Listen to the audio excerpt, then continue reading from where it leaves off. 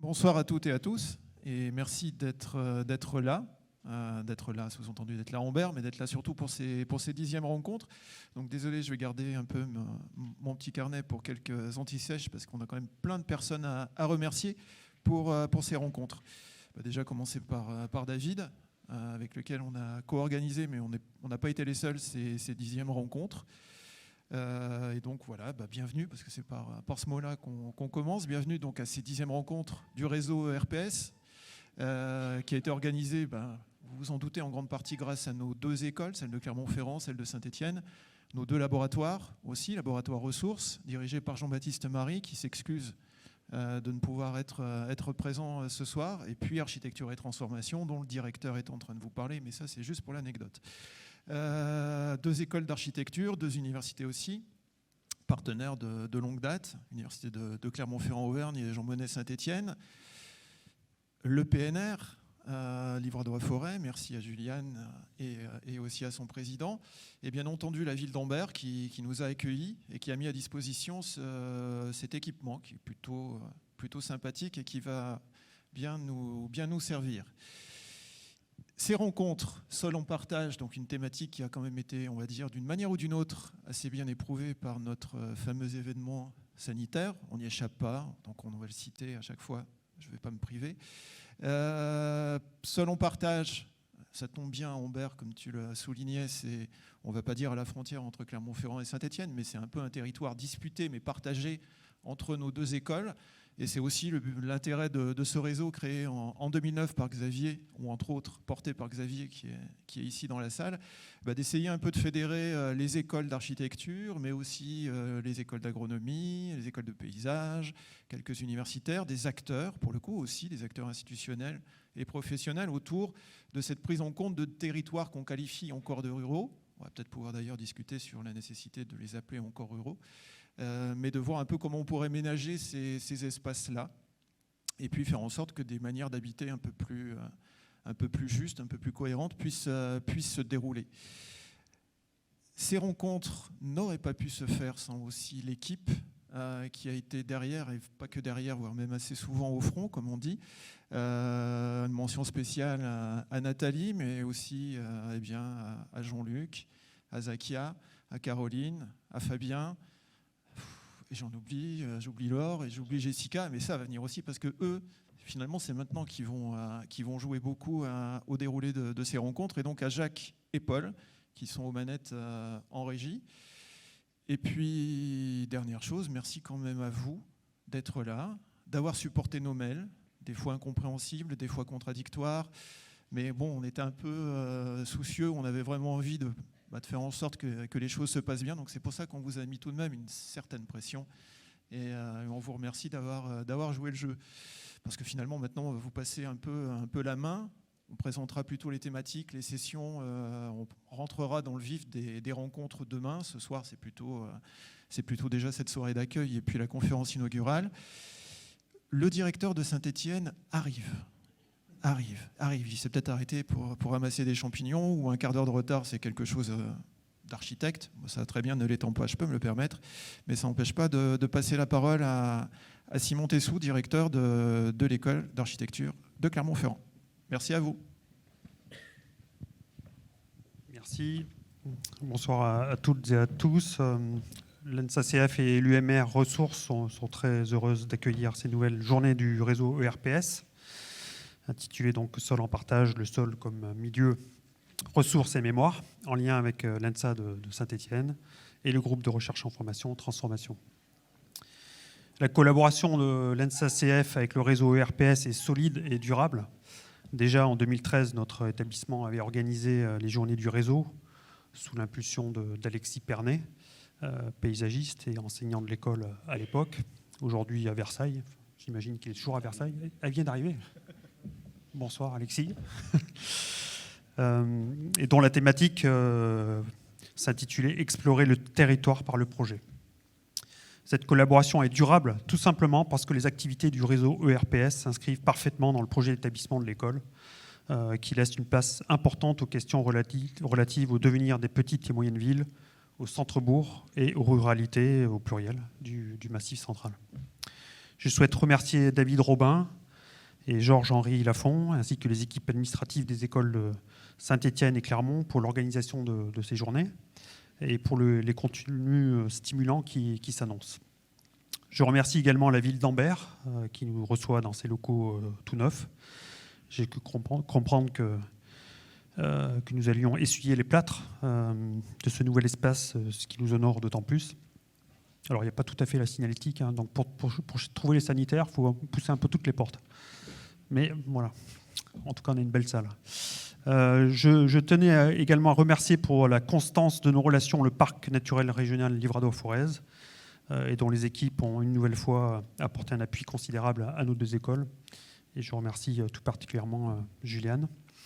Il m'est agréable de souligner la dynamique du réseau ERPS qui, depuis 2009, reflète et valorise les sujets et problématiques qui se posent dans nos écoles autour des ruralités et de leur transformation. Grâce aux contributions, expériences et interactions, ces journées montrent bien combien il est possible de croiser production de savoir et innovation pédagogique tout en favorisant les articulations avec les collectivités et organismes territoriaux. Un petit mot sur la thématique des sols, thématique ô combien pertinente au regard des défis qui nous attendent collectivement à l'échelle planétaire. Il est effectivement grand temps de considérer les sols autrement qu'un simple support générique, une sorte de page blanche sur laquelle aménager ou construire. Je remercie vivement David et Georges-Henri de nous avoir invités à nous pencher donc sur cette triple entrée, très très belle, je trouve, sol milieu, sol ressources, sol mémoire, et par la thématique choisie, donc le sol. Nos échanges vont entrer en résonance avec le projet de notre établissement qui s'est engagé dans une vaste réflexion sur la transition écologique au sens très large. Pour finir, un grand merci à Sébastien Marot qui nous fait l'honneur de sa présence ce soir, ici à Ambert. Je vous souhaite une excellente conférence.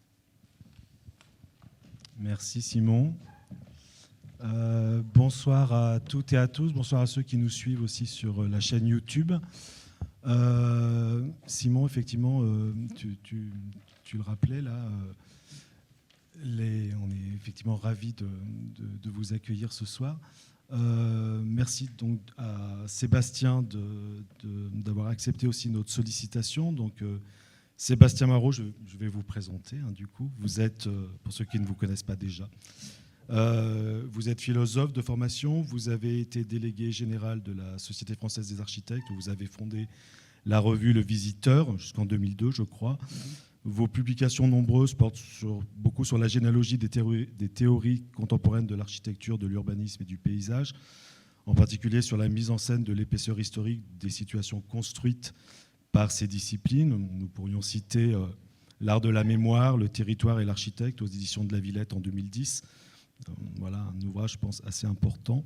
Vous êtes aujourd'hui professeur à l'ENSA de Paris-Est. Vous êtes également professeur invité à Harvard et à l'EPFL, donc l'École polytechnique fédérale de Lausanne, où vous enseignez, dans ces trois écoles, je pense, l'histoire de l'environnement. Vous assurez le rôle de référent du réseau ERPS aussi, de l'ENSA Paris-Est, qui est rentré dans le réseau, je crois, il y a 1 an ou 2 maintenant. C'est la dernière école qui a rejoint le réseau.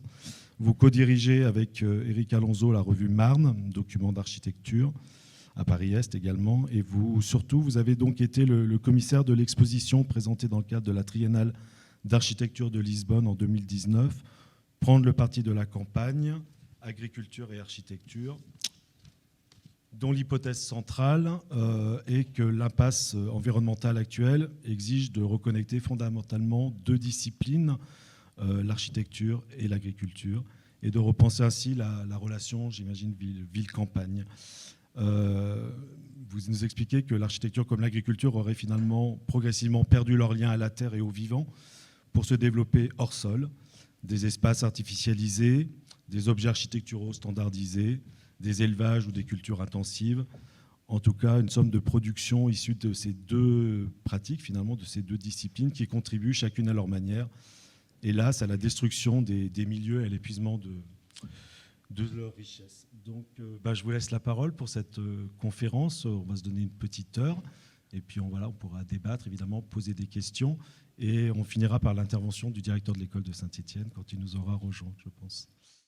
Merci pour l'invitation. Donc, comme vous l'a dit David, j'ai participé à partir de l'école de Paris-Est à cette triennale de Lisbonne où j'ai proposé, c'était il y a déjà 2 ans, hein, où j'ai proposé donc une réflexion sous forme d'exposition sur les rapports, oui, entre agriculture, urbanisme et architecture.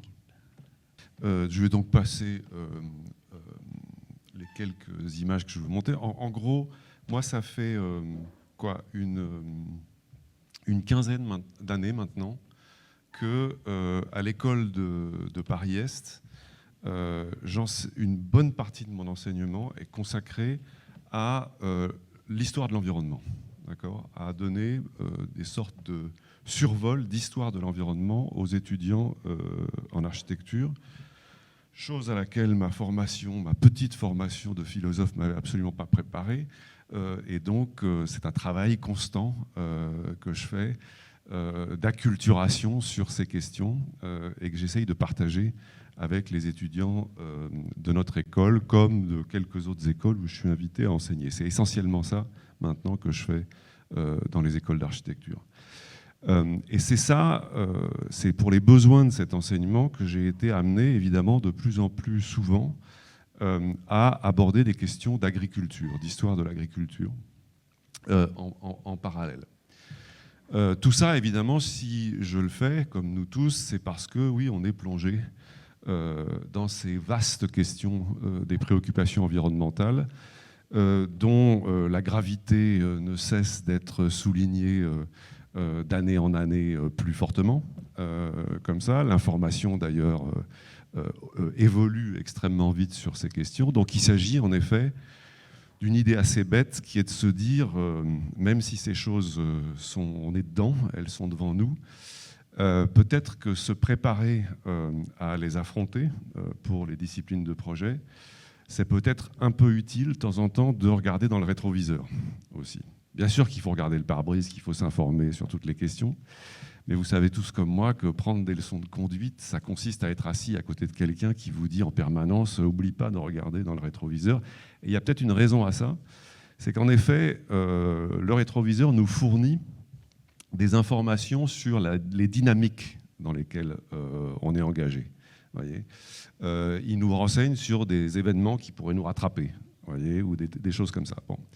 Donc l'idée, c'est ça. L'idée, c'est dans les écoles d'architecture de se poser toutes les questions que les préoccupations environnementales nous posent et d'essayer de trouver ou de réfléchir à partir d'une certaine jurisprudence, voyez, qui se trouve derrière. À mon sens, ces préoccupations environnementales contemporaines devraient inviter nos disciplines pas simplement à se mettre au courant de ces questions, mais à réviser en profondeur l'histoire et la théorie de l'architecture. Ça ne veut pas dire que l'architecture, dans plusieurs périodes, etc., c'est pas préoccupé de ces questions, voyez, mais ça veut dire que justement, il faut regagner un certain savoir dans ce domaine et en découvrir d'autres. Okay. Donc, c'est dans ce cadre que j'ai proposé, donc, dans une triennale d'architecture qui entendait, sous la direction d'Éric Lapierre, regarder ou examiner la rationalité de la discipline aujourd'hui, je me suis dit que c'était peut-être intéressant pour interroger cette rationalité, parce qu'une rationalité, elle est toujours fonction du contexte dans lequel on opère.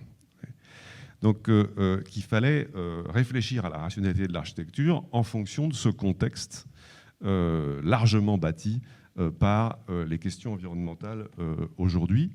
Et je pensais que c'était assez intéressant d'aller mettre en parallèle ces deux activités, ces deux disciplines, comme on aime dire chez les architectes, ou ces deux arts, disons. De les mettre en parallèle parce que ça fait un moment que dans le champ de l'agriculture, il y a des gens qui interrogent la rationalité des développements de l'agriculture.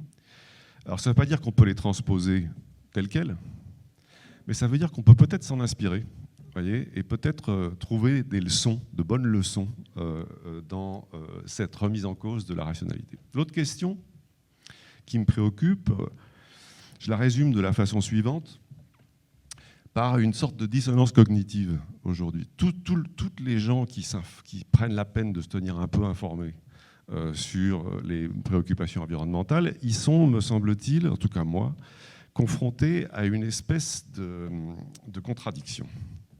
D'un côté, quand on regarde le passé, disons, en tout cas, disons, au moins les 2 derniers siècles, il semble que l'urbanisation du monde est un processus qui n'a pas cessé, qui va se poursuivre, qu'elle est inévitable et qu'elle est, comme disent les Anglais, la manifest destiny de l'humanité, quoi, en gros. Donc, et en même temps, quand on sonde un peu le futur, disons, à l'aune de ces préoccupations environnementales, ce même processus d'urbanisation globale paraît alors là quand même improbable, impossible, et comme la fin de l'histoire. Donc je résume mon problème en disant comment aborder, comment penser, au fond, une situation qui semble être à la fois inévitable et impossible. Intéressant comme problème. Ok, donc ça fait un moment d'ailleurs que des tas de gens se posent des questions, en particulier pendant les années 60-70, où ça a beaucoup fait tourner les méninges de beaucoup de gens. Comme cette image là où vous voyez une espèce de couple avec enfants un peu hippie de l'époque comme ça qui se dirige dans un paysage à plusieurs directions, qui pourrait prendre plusieurs directions, vous voyez, et on s'interroge là-dessus.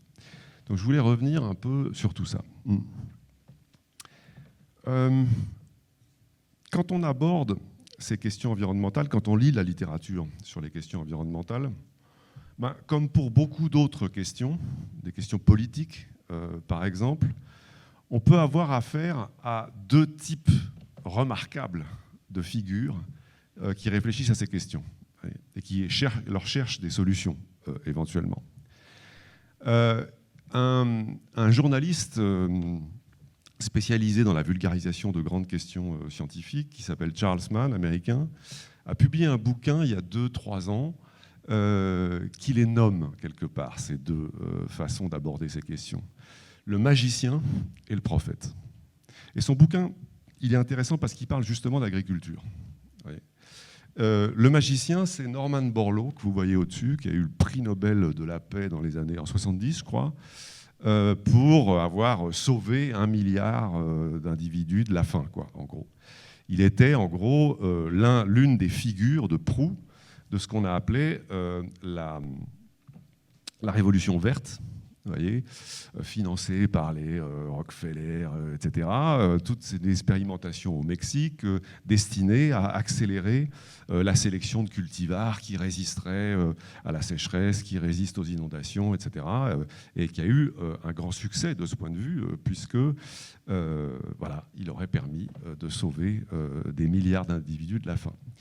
Et puis, vous avez d'autres... Donc, les magiciens, c'est des gens qui disent, au fond, on est pris dans cette inévitabilité, dans le premier moment du paradoxe, en gros. Il s'agit de booster notre recherche, la science, la technique, etc., pour, quelque part, passer par-dessus l'obstacle, en gros. La technologie va nous permettre, voyez, puis de fait, elle retarde d'une certaine manière les échéances. La question qu'on peut se poser, c'est si elle ne va pas les obliger à s'affirmer de façon encore plus violente ensuite. Donc en face, vous avez les prophètes. Alors ça, c'est William Vogt, qui est l'auteur d'un des premiers grands textes, disons, d'alarme environnementale au lendemain de la Seconde Guerre mondiale. Vous voyez, The Road to Survival, vous voyez, c'est lui qui a un peu popularisé cette notion de la survie chez les environnementalistes. Bon, et qui, en gros, typiquement, est une figure un peu moins marrante, un peu plus malthusienne, etc., qui dit non, traiter les questions environnementales, c'est essayer de reconnaître les limites, vous voyez, les limites des ressources, les limites, et essayer de vivre en bonne intelligence avec ces limites, quoi, plutôt que de toujours vouloir les repousser ou les dépasser, etc. Ce qui est possible pendant un certain temps et peut-être plus ensuite, et ensuite c'est peut-être pire. Voyez. Donc en gros, vous avez ces 2 figures. Alors, Charles Mann, dans son livre, il les renvoie un peu dos à dos. en disant, au fond, ces deux attitudes qui sont incompatibles et qui sont, d'une certaine façon, condamnées à alterner les unes avec les autres. Vous voyez, voilà. Donc, il essaye de tenir une sorte de juste milieu entre deux positions un peu incompatibles, comme les deux prémices de notre paradoxe, si vous voulez, en louvoyant d'une certaine manière. Moi, de mon côté, je voulais plutôt explorer, parce que les technos, les magiciens, il y en a un paquet dans nos disciplines, je voulais plutôt explorer l'autre terme de l'alternative et donner un peu de voix aux prophètes. Donc, si jamais je transcris ça dans notre domaine, ça, c'est il y a 2-3 ans, c'est ce que je voyais de la fenêtre de mon bureau à l'EPFL. Vous voyez, c'est le bâtiment des nanotechnologies à côté, etc. Une mecque de la tech, voyez. Et il y avait ce truc, s'inspirer de la nature pour mieux développer des robots. En gros, d'une certaine manière, les magiciens, c'est ça. On va aller décoder, au fond, la façon dont la nature fonctionne, et on va, pour les transhumanistes, lui régler sa plomberie, voyez, et on va y arriver, en gros. Bon. Et puis, à l'opposé, vous avez des références comme celle-là, en tout cas dans le champ, disons, de l'agriculture, de l'horticulture, de tout ça, la permaculture et d'autres prophètes comme ça qui sont un peu catastrophistes pour certains d'entre eux. Salut Cornelius. Et voilà, je voulais donner un peu de voix à ça. Alors, ça, c'était le plan de notre exposition. Je vous le montre juste comme ça. C'était énorme, hein, c'était 2000 mètres carrés dans un parking souterrain. Un peu un plan basilical, vous voyez, avec une cinquantaine de références au centre, organisées thématiquement, comme ça, qui me paraissent être des moments, des événements, des sujets intéressants à méditer quand on réfléchit au rapport entre ces deux disciplines. Puis tout ça, ça aboutit à un chœur. La nef conduit à une espèce de chœur, où je viendrai à la fin, où on faisait une réflexion un peu plus prospective, disons, sur la situation dans laquelle on se trouve et la façon dont elle pourrait évoluer. Tout ça a été un peu introduit par des images.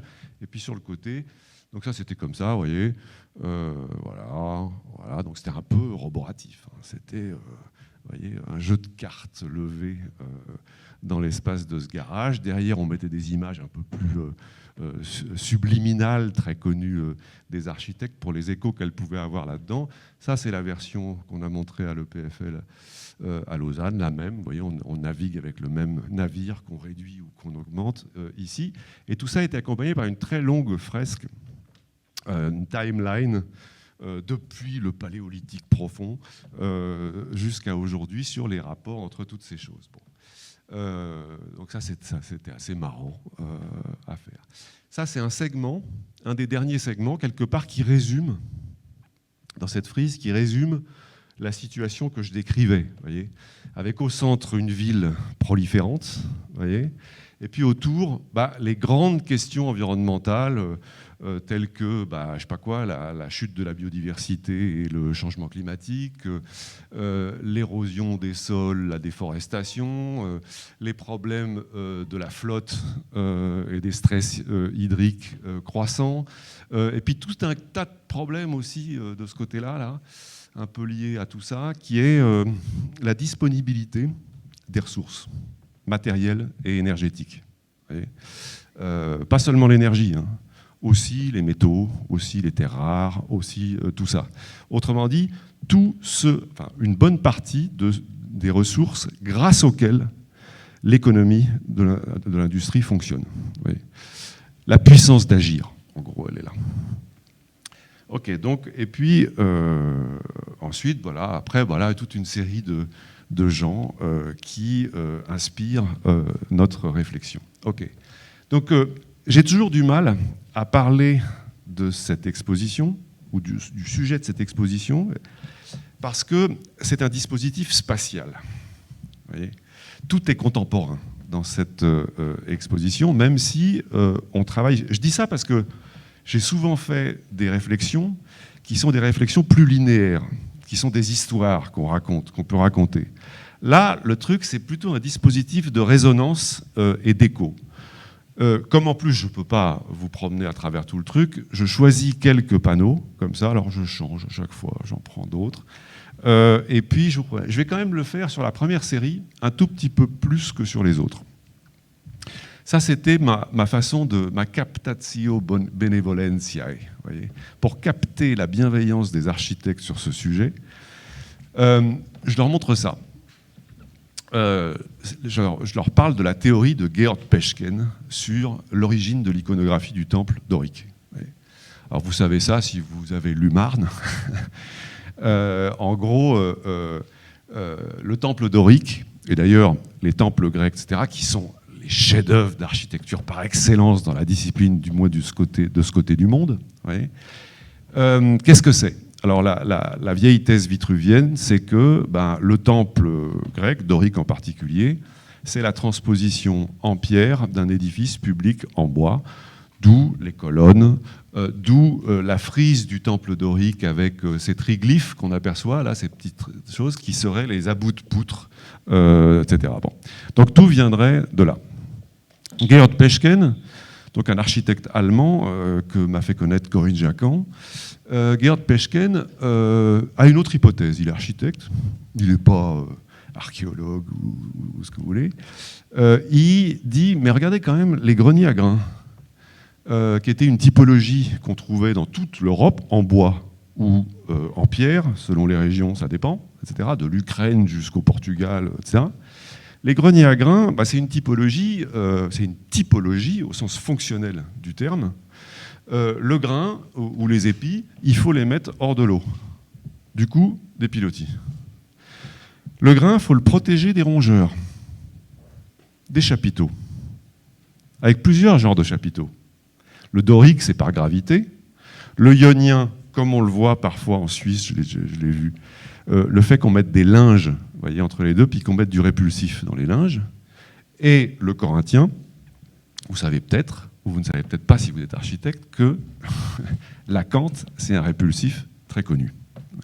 Donc, en gros, et puis enfin, vous avez les triglyphes du temple qui sont là, dont Peschken dit, est-ce que ce ne serait pas plutôt des grilles de ventilation ou des symboles de grilles de ventilation? Parce que ça, c'est une autre nécessité absolue, voyez, du grenier à grains, etc. Alors vous me direz, ok, mais le temple dorique n'est pas un grenier à grains. Mais c'est justement le point. Vous voyez, ce n'est pas un grenier à grains, mais les temples grecs, au 5e siècle, fleurissent, émergent au moment où la Grèce devient une économie qui se spécialise dans la vigne et l'olivier et qui commence à se soumettre ou à commercer énormément pour le reste, pour les ressources de base, etc. Et donc ce ne serait pas forcément très étonnant, voyez, qu'au moment où on sait qu'on sort, disons, de la situation d'indépendance du démos, on sublime cette vertu de l'indépendance dans l'architecture, dans la religion ou dans d'autres choses. Okay, ça, c'est la première chose. Et évidemment, dans le panneau de dos, on a mis, ça c'est juste un exemple, on a mis les fameux silos américains qui ont servi à Gropius, à Le Corbusier, de modèle comme ça du fonctionnalisme architectural. C'est amusant comme truc. Donc oui, l'idée c'est à nouveau d'essayer de penser ensemble ces deux disciplines, de les réarticuler. Et là c'est une anecdote, il se trouve qu'un des meilleurs manuscrits médiéval tardif des 10 livres de Vitruve qu'on ait, du traité canonique, etc., à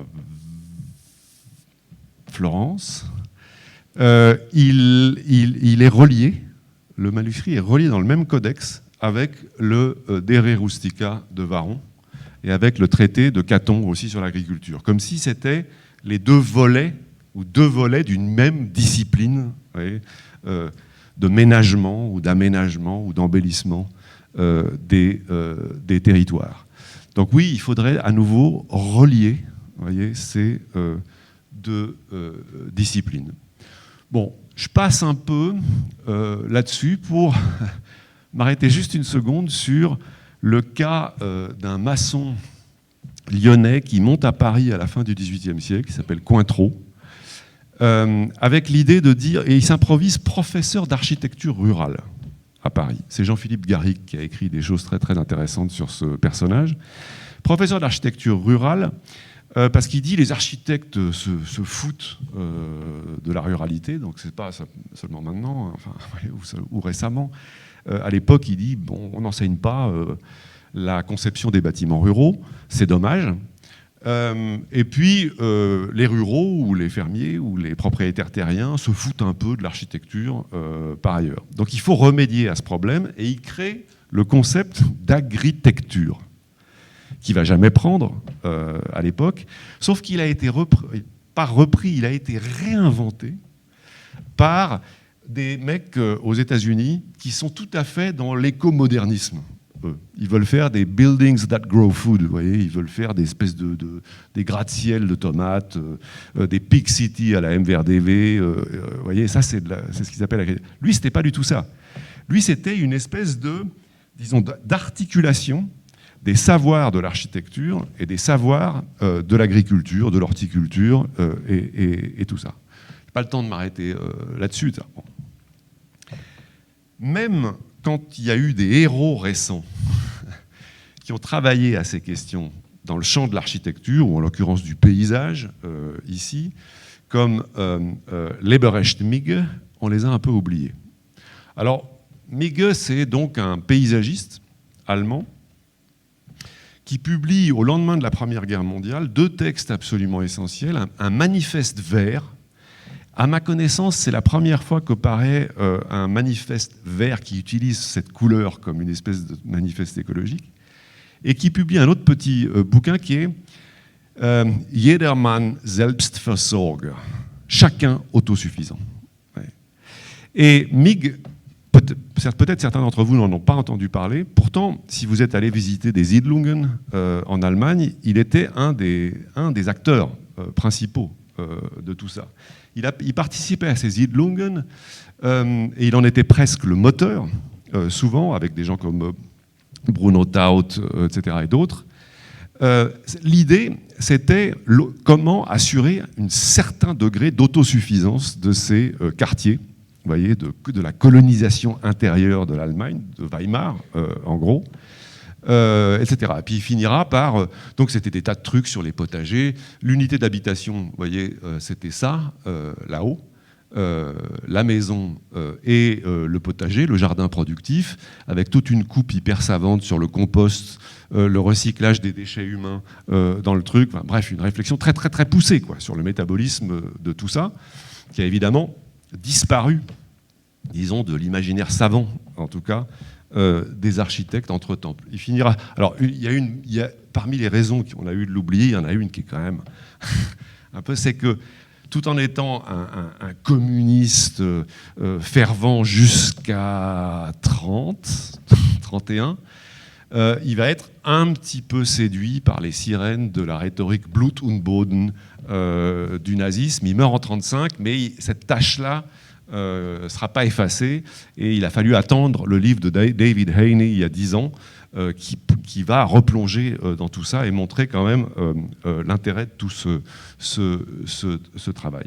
Il finira son truc par un bouquin en 1932, je crois, Die wachsende Siedlung, la Siedlung qui pousse, vous voyez, en gros, où les dispositifs de l'horticulture tels que les murs pour palissage et pour garder la chaleur, etc., dans les potagers, devenaient carrément les épines dorsales, si vous voulez, d'une ville, d'un territoire cultivé dont les édifices se pluguaient, vous voyez, sur ces choses. Donc c'est absolument passionnant, etc.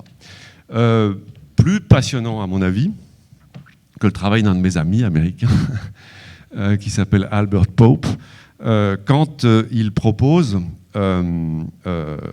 d'intégrer toute la filière bois pour faire des villes denses, toujours, intégralement construites en bois, à partir de bois récoltés dans des forêts urbaines qui pousseraient entre ces mêmes bâtiments. Et pour capter du carbone, en veux-tu, en voilà, on les détruirait tous les 50 ans, on les reconstruirait, etc. Vous voyez, donc une espèce d'idée oui, de mariage entre foresterie et bâtiment, mais sur laquelle on peut se poser un tout petit peu des questions, j'y reviendrai. Sur agriculture et urbanisme, qui était la deuxième ligne de réflexion. Ah oui, j'ai oublié de dire une de mes autres lignes de pitch habituelles, qui est que, il ne faut pas oublier que l'agriculture et l'architecture naissent en même temps, comme pratique. À cette fameuse époque du néolithique, où qu'on définit souvent comme l'invention de l'agriculture, ou disons le démarrage des pratiques agricoles, mais ça va avec une sédentarisation, ou c'est produit d'ailleurs par une certaine sédentarisation, dans des endroits où il y avait beaucoup de ressources disponibles et où les gens n'avaient pas forcément besoin de bouger tout le temps, quoi, et donc ils devenaient familiers aussi, vous voyez, des choses.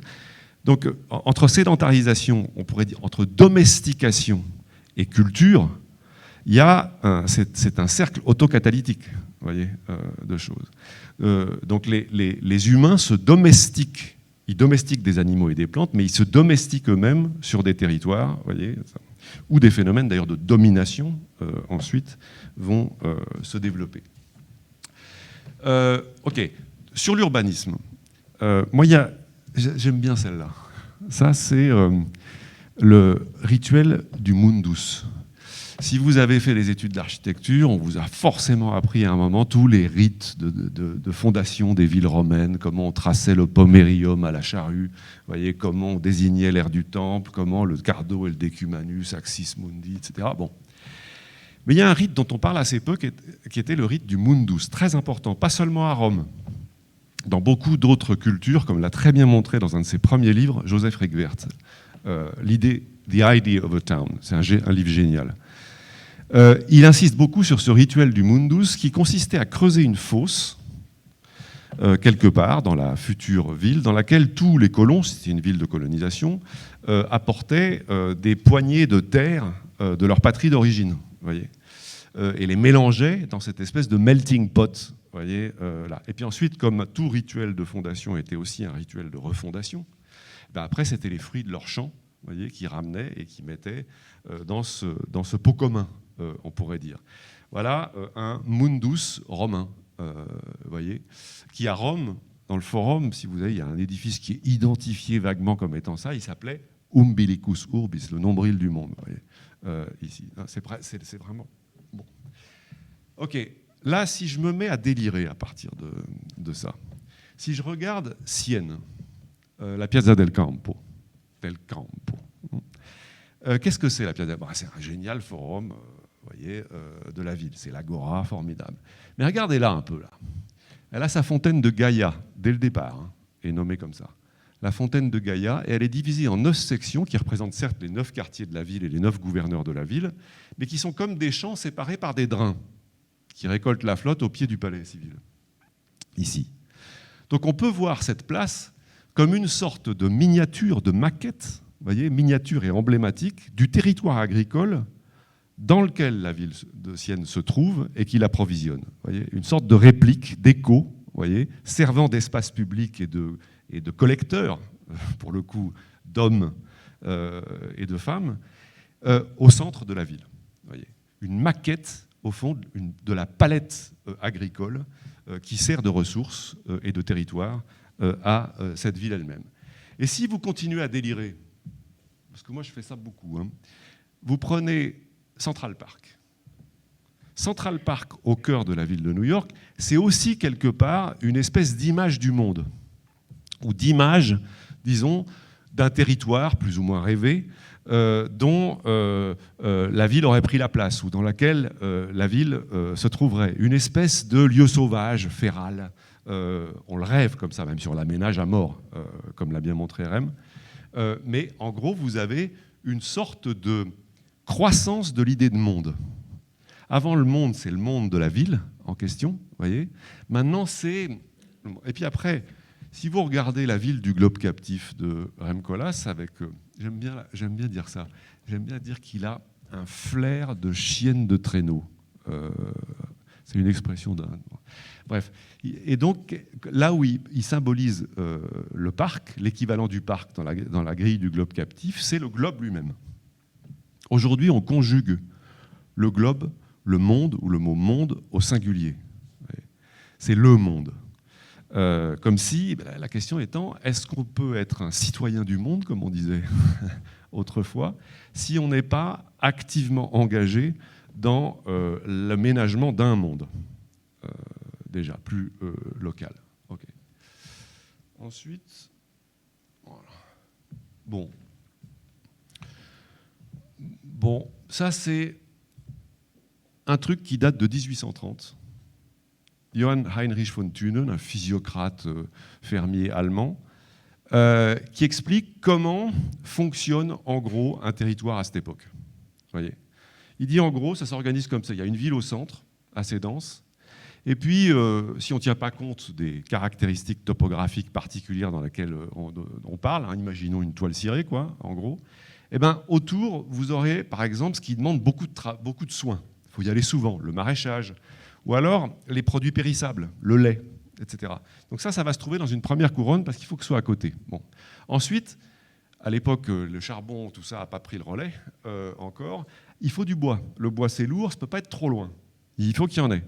Et ensuite, vous avez des cultures intensives, puis de plus en plus extensives, etc. Puis à la fin, vous avez surtout des pâtures. C'est un peu plus compliqué le schéma de von Thünen. Mais ensuite, vous avez de l'élevage, parce que les vaches, c'est lourd, mais ça marche tout seul.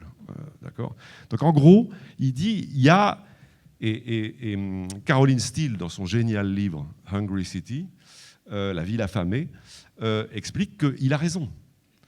Ça se passait comme ça avant la révolution industrielle, avant que la révolution industrielle produise ses effets réels, c'est-à-dire à partir de la toute fin du 19e siècle et ensuite. Alors, le paradoxe, donc, c'est qu'au moment même où cette révolution industrielle commence, qui est une révolution dans le transport, dans l'énergie, etc., où chaque région là, va pouvoir se spécialiser dans ses avantages comparatifs, vous voyez, ça va tout faire exploser de ce modèle relativement sensé localement. Et si on regarde, et ça va produire, tout ça, ça va produire un bouleversement de l'agriculture, ou des méthodes, disons. On va sortir des polycultures progressivement, etc. Bon. Et ça va accélérer un exode rural vers les centres urbains, etc. Ça, c'est dernier point sur l'urbanisme, je m'arrêterai là sur ce truc. L'urbanisme, qu'est-ce que c'est ? Le mot urbanisme, disons que le concept, il est vraiment utilisé dans la première décennie du XXe siècle, mais disons qu'il arrive avec Cerda, l'urbanisation, etc. Vous voyez, en gros, au milieu du XIXe siècle. Si jamais on est attentif aux conditions historiques dans lesquelles il est élaboré, la science de l'urbanisation, etc., eh ben, on doit dire que l'urbanisme, ce n'est pas tellement la science de la conception des villes, c'est la discipline qui va gérer l'extension dingue des villes existantes à cette époque. D'accord ? Les urbanistes, et Cerda, c'est l'exemple parfait. C'est-à-dire comment on va gérer une extension dingue de ces villes. Et par conséquent, moi, je reprendrais volontiers, mais à cette lumière, la façon dont Françoise Choët a divisé en 3 écoles l'histoire de l'urbanisme dans son livre « Utopie et réalité ». Elle disait il y a les progressistes. Les progressistes, c'était les modernes, Corbu et quelques autres, etc. Bon, c'était les modernes, en gros. Bon. Elle en faisait une généalogie un peu plus longue, évidemment, plus intéressante, mais c'était les modernes. Moi, je les définirais, les progressistes, de la façon suivante. Les progressistes, c'est ceux qui disent cette extension des villes existantes est d'une échelle tellement énorme qu'en fait, il y a un changement de nature. Il y a un changement, on n'est plus dans les mêmes villes. D'accord ? Donc il faut comprendre, analyser le programme de la ou des villes modernes, en analyser bien les fonctions, etc., bien les séparer d'ailleurs pour un meilleur fonctionnement. Le modèle va être assez vite la machine de tout ça, ça va marcher comme ça. Les culturalistes, comme elle dit, Camille Ossite, etc., et d'autres, qui c'est au fond ? C'est les gens qui disent « Ouais, ok, il y a une grosse extension, mais il y a quand même une ville existante au départ, qui a un ADN particulier, qui a toute une grammaire et une syntaxe entre espace public, espace privé, etc. Donc les extensions urbaines, pour importantes qu'elles soient, doivent se faire en continuité, s'inspirer au fond de cet ADN des villes d'avant. Et puis après, vous avez les naturalistes dans lesquels elle ne mettait pratiquement que Frank Lloyd Wright, que moi je ne mettrais pas d'ailleurs tout à fait dans cette catégorie-là. Et moi, les naturalistes, je les définirais de la façon suivante. J'y mettrais certainement Olmsted et plein d'autres. Je dirais les naturalistes, c'est ceux qui disent ce qui doit inspirer ces extensions urbaines pas possibles, c'est le territoire sur lequel ces extensions se produisent. Voyez, son métabolisme, son hydrographie, etc., etc., etc. Et parmi les naturalistes, il y en a qui poussent le raisonnement très loin.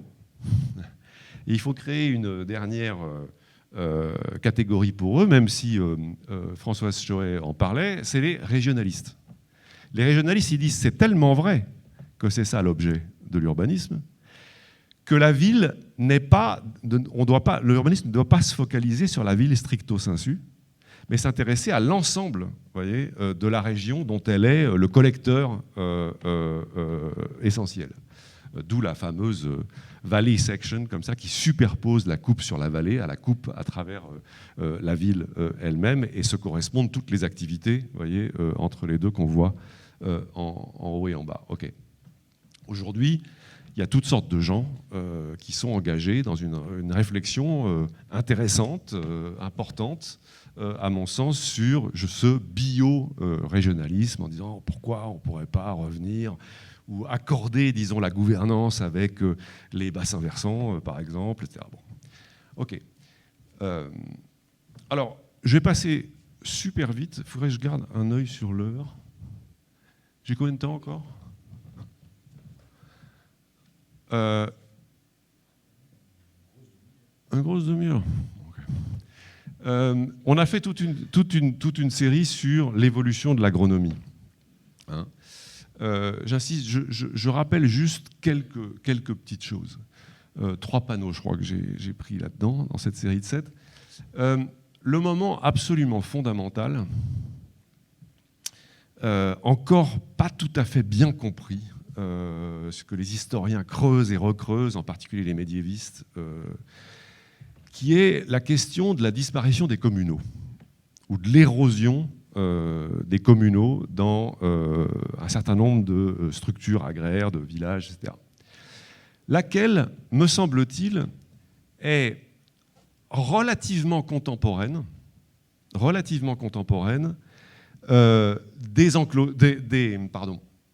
des plantations coloniales, en gros. Vous avez les plantations coloniales, là on n'est plus du tout dans une économie vivrière. Les plantations coloniales, on va quelque part, on s'approprie la terre avec un droit de propriété absolument dingue, voyez, complet, ce qu'on n'a jamais dans les villages médiévaux, où il y a toutes sortes de droits et de coutumes qui se superposent sur les parcelles. Là-bas, c'est la propriété totale, c'est la réinvention de l'esclavage, donc la domination totale aussi des travailleurs là-bas. Et petit à petit, de plus en plus, ça va devenir un modèle pour, voyez, en Europe même. Donc bon, j'insiste juste sur ce truc. Il y a une sorte de corrélation très forte entre les plantations, qui sont des monocultures esclavagistes, en gros, et la disparition de la milpa, de tous ces trucs, et l'érosion des communaux qui va être dingue juste à la veille de la révolution industrielle. Et d'ailleurs, à mon avis, ce qui est une des causes directes de la Révolution française, les débats sur les communaux. Donc bon, ok. Ensuite, bon, on connaît l'histoire.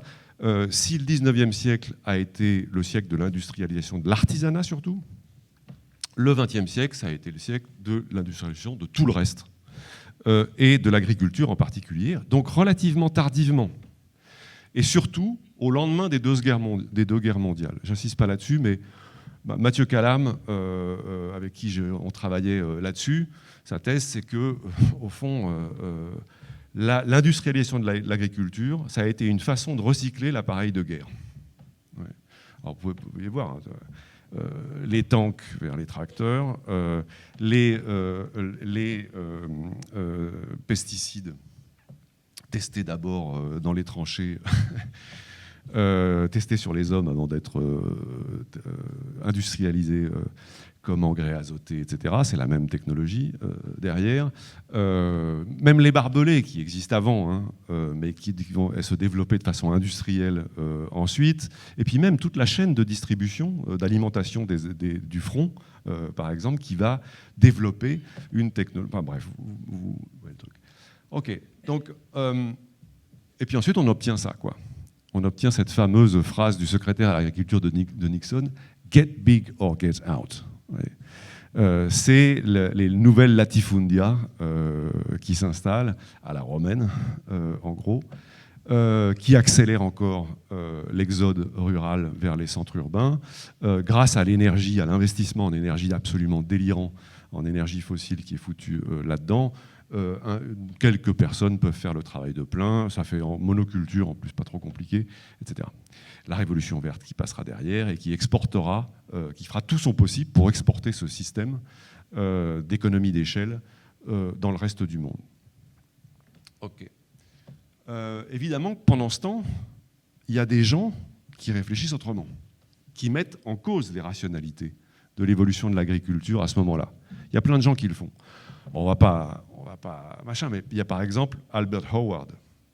Je serais très intéressé de me plonger d'ailleurs plus fort dans la biographie de Albert Howard. Albert Howard, c'est cet anglais, agronome anglais, hein, qui est envoyé en Inde en particulier, à Indore, voyez, pour y prêcher la bonne parole des progrès de l'agriculture, etc. Et qui va là-bas, exactement comme Guedes, qui y est au même moment à peu près, voyez, qui au lieu de prêcher la bonne parole du royaume anglais, quoi, va observer les pratiques vernaculaires de l'agriculture en particulier, et en particulier s'émerveiller des techniques ultra sophistiquées de compostage là-bas, et qui va en tirer une théorie, qui va approfondir cette théorie en disant, au fond, il ne faut pas cultiver la plante, il faut d'abord cultiver le sol. Ouais. Cultiver le sol. Donc voilà, ça va donner, c'est le père de l'agriculture biologique, Albert Howard. Okay. Puis il y en a plein d'autres, mais sur lesquels je n'ai pas le temps de m'étendre, en particulier, enfin quand même, un agronome américain qui visite en 1900, dans la première décennie du XXe siècle, la Chine, le Japon et la Corée, et qui publie un bouquin génial que Migue avait sur sa table de chevet, qui s'appelle Permanent Agriculture, agriculture permanente, en Chine, etc., 4 millénaires de génie. Bon. Et pourquoi je disais ça ? Oui, là aussi, pourquoi Migue l'avait sur sa table, c'est qu'il explique à quel point le recyclage des déchets humains dans l'agriculture est fondamental. Et comment ça donnait lieu en Chine à toute une industrie, entre guillemets, de gens qui rapatriaient des villes déjà populeuses de la Chine avec les canaux, etc., vers les champs, tous les trucs. Donc une plongée dans le métabolisme des sols et des villes fascinante. Bon, bref. Plus récemment, là je résume avec ces schémas à lui, ce que c'est que l'agroécologie et ses degrés, en gros. Donc on est bien d'accord que ça, voilà, ça c'est l'agriculture industrielle, c'est-à-dire une série de monocultures, des intrants énormes, de la chimie ici, et puis des grandes surfaces, en gros, au bout. Si je caricature, hein, mais elle est facile à faire la caricature parce qu'on l'a sous les yeux partout. Ensuite, vous avez évidemment l'idée de dire, bon, bah, on va faire des intrants un peu verts, un peu plus verts. Vous voyez, ici, on va éviter le glyphosate, on va mettre des trucs plus sympas. Et puis, on va surtout faire de la polyculture. Vous voyez. On sort de la monoculture, mais ça va toujours, on fait un peu de bio, puis ça va toujours là-dedans. Donc, on change en gros rien, ni à ça, ni à ça. On change que là, un peu. Ça, c'est ce qu'on peut appeler l'agroécologie faible. Voyez. Puis ensuite, vous avez évidemment une agroécologie plus forte, dans lequel vous, en effet, vous sortez des monocultures, vous faites de l'association et des polycultures ici, vous changez drastiquement et vous limitez énormément ce que vous faites ici, et puis voilà, vous possédez la terre différemment éventuellement, et puis la distribution, les réseaux, etc., le rapport avec la politique, tout ça change, quoi. Là, on est dans l'agroécologie forte. Après, vous avez, alors ça c'est la terminologie de Mathieu, l'agroécologie spirituelle, c'est encore un degré au-dessus, etc. Et puis vous avez l'agroécologie, je ne sais plus comment ils l'appellent, carrément collapsologue. En gros, ils disent on va essayer de faire ça, mais de toute façon c'est foutu. Derrière. Mais ok. Alors après, j'avais une toute petite série que je passe vite comme ça pour dire l'idée que les villes n'ont cessé de croître, elles vont un temps, et puis après, elles s'effondrent, beaucoup d'entre elles. Ce que l'histoire est très riche en enseignements là-dessus, c'est que les croissances urbaines ont été suivies d'effondrements urbains ou d'érosion plus urbaine. Je n'ai pas besoin d'insister trop là-dessus, mais d'une certaine manière, en Europe, tout ce qu'on appelle le Moyen-Âge, ou le premier Moyen-Âge, jusqu'au XIIe siècle au moins, c'est une désurbanisation, un siècle de désurbanisation de l'Europe, qui n'est pas sans intérêt. Là aussi, il s'agirait de, beaucoup le font déjà, mais de revisiter cette période en cessant de la prendre uniquement comme un tampon pour valoriser ce qui a été fait après. Voyez. Voilà, les monastères, certains monastères en tout cas, ont été à la fois des CNRS d'expérimentation agricole, dans des déserts, comme ils les appelaient, ils sortaient loin comme ça, et en même temps, si vous parlez du roman, par exemple, pas non plus des tanches en architecture. Voyez, comme ça. Voilà, juste un... Ok. Je saute plein d'étapes.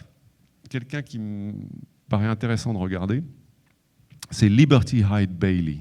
Liberty Hyde Bailey, c'était un spécialiste d'horticulture qui a d'ailleurs construit la fantastique mecque d'agronomie qu'est l'université de Cornell aux États-Unis. Et lui, c'était donc un type d'horticulture qui s'adressait aux botanistes. Les botanistes méprisaient un peu ceux qui s'occupaient des plantes domestiques, quoi. Il leur disait, vous devriez traverser la barrière du jardin outside in, entrer dans le jardin, entrer dans cette arène darwinienne dans laquelle les hommes coévoluent avec des espèces. Intéressez-vous à ça parce que sinon on est mal barré. Et surtout, c'était un grand avocat du jardinage dans toutes les écoles primaires et après, et collèges partout. Et puis, ça a été quelqu'un il a fondé le département d'art rural. C'était l'école de paysage de Cornell. Il appelait ça Rural Art. Ouais. Et enfin, il a forgé le concept de ruralisme au tout début du XXe siècle, quand le concept d'urbanisme monte en régime, pour dire il ne faudrait quand même pas tout mettre nos efforts dans un urbanisme qui ne traite les problèmes qu'à leur arrivée. Si on veut réfléchir et protéger et prendre soin de nos territoires, il faut inventer une discipline sœur qu'il appelle le ruralisme et qui aiderait à rendre les territoires suffisamment vivables et formidables pour que les populations souhaitent y rester dans ces endroits. Donc, et puis ensuite, il a publié des tas de textes magnifiques qui sont des précurseurs de l'écologie formidables, en particulier sur la question des sols, justement. Okay. Bien sûr, on connaît tous ce mouvement qui a été le mouvement Back to the Land des années 60-70, emmené par les préoccupations environnementales, dont j'adore le mot d'ordre, qui prend le contre-pied de la première phrase du manifeste du Parti communiste, voyez, de Marx, en disant « Travailleurs de tous les pays, dispersez-vous. Quittez le système, quittez la concentration urbaine et allez apprendre d'autres écologies ailleurs, créer des mondes, finalement. » Okay. Et puis enfin, une dernière référence que j'aime bien citer, que j'adore, c'est Wes Jackson, le fondateur du Land Institute. C'est un type qui a 80 ans à peu près maintenant. Il a fait le Land Institute dans le Kansas, qui explore sur un assez grand territoire des polycultures hyper complexes de céréales, notamment de céréales vivaces, parce qu'il paraît que ça existe. Il y a des céréales. Bon, bref.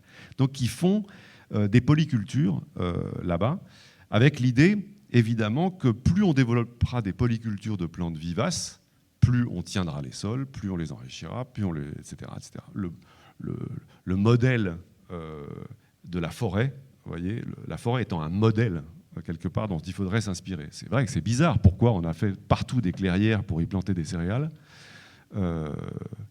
alors qu'il y a des tas d'époques dans lesquelles nous, on a fait de la farine avec les marrons, les châtaignes, etc. On s'est inspiré, on a fait de l'agroforesterie d'une certaine manière. Donc ça, c'est une chose intéressante.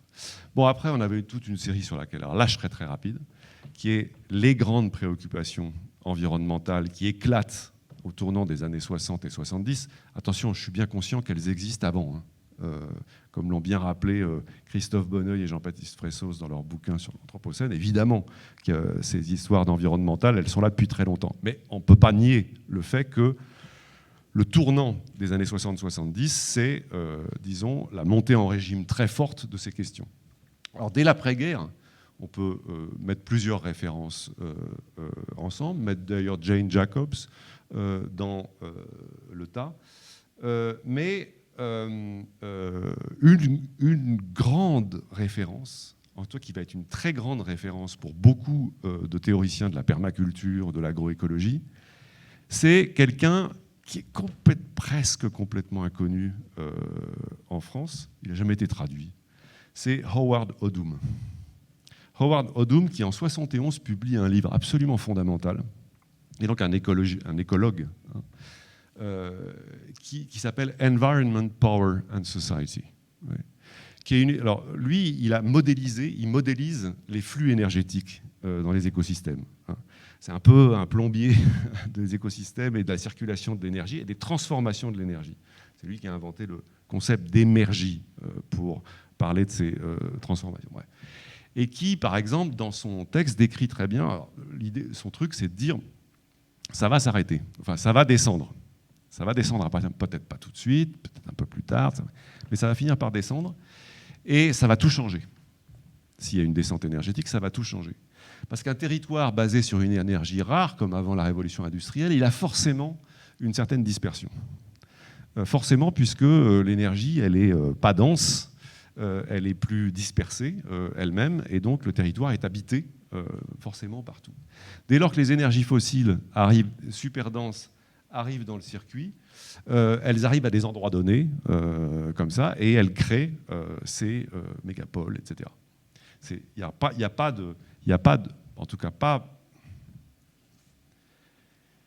pas de vaste territoire à concentration urbaine sans cette énergie-là. Donc il faut se préparer, quelque part, il dit, tôt ou tard, à occuper différemment les territoires. Pendant cette période, il y a aussi un type qui est un tout jeune architecte, qui était à l'école, à l'Architectural Association, en même temps que Rem Koolhaas. Rem s'en souvient d'ailleurs de ce type, mais ce n'était pas du tout la même crèmerie. Lui, c'était un fanat de questions écologiques à l'époque. Ah pardon, non, avant, Limits to Growth. Ça, je n'ai pas besoin de vous faire un dessin. Hein. Le texte qui change tout, en gros, les limites de la croissance, qui prédit, si tout se continue comme ça va, une sorte d'effondrement entre le premier tiers économique global, entre le premier tiers et la première moitié du XXIe siècle. En gros. Puis après, il fait d'autres scénarios. Bon, regardez. Bon. Donc ça met le feu aux poudres, d'une certaine manière, dans le truc. Lui, c'est Colin Moorcraft. Vous avez déjà entendu parler ? Moi non plus. Hein. Quand j'ai lu la première fois son nom, je l'ai lu où ? Dans le premier traité de permaculture. Les mecs disent, Holmgren dit Moorcraft, l'architecte Moorcraft. Jamais entendu parler. Et ben ce Moorcraft, il avait 25 ans à l'époque. Il fait un numéro d'architectural design qui s'appelle Designing for Survival. Vous voyez, on est en plein dans ces trucs-là. Et il écrit un texte magnifique, assez long texte comme ça, dans lequel il fait une analyse au couteau des effets de la révolution verte, ce qui est très tôt pour le faire, dans lequel vous voyez, il parle de toute cette évolution à l'échelle mondiale, et il termine son texte par un chapitre qui s'appelle « Beyond Industrial Technology ». Il dit qu'il faut aller au-delà, il faut sortir de la technologie industrielle pour aller vers un autre type de technologie. Et cet autre type de technologie, il dit qu'il devrait avoir les 3 principes suivants. Au moins, il devrait avoir 3 principes. Le premier, je vais les prendre par la fin. L'un c'est l'intégration. Alors ça, on est tous familiers avec ça, avec les questions de recyclage. C'est un système technique post-industriel.